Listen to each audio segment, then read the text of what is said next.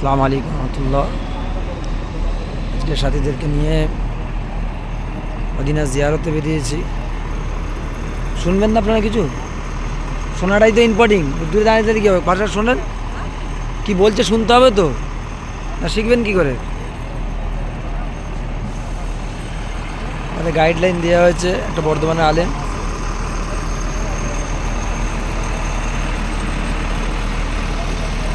খন্দকের যুদ্ধে এসেছি আমরা, খন্দক যেখানে যুদ্ধ হয়েছে ইসলামের।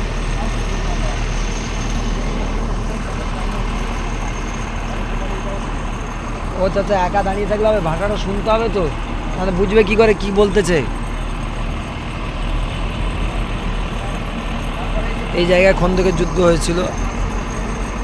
এই মসজিদটা হচ্ছে ওমর রাদিয়াল্লাহু তাআলার মসজিদ।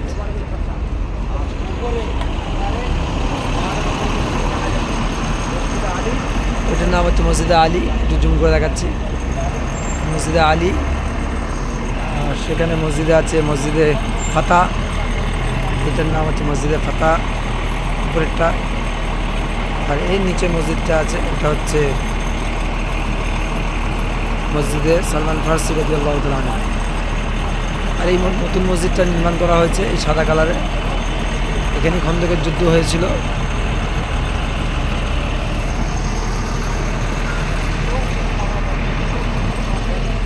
কি বলছে শুনলে তো বুঝতে পারে হিস্ট্রিটা। হ্যাঁ, গাইডলাইন কি বলছে শুনলে তো বুঝতে পারেন কি বলতে চাইছে।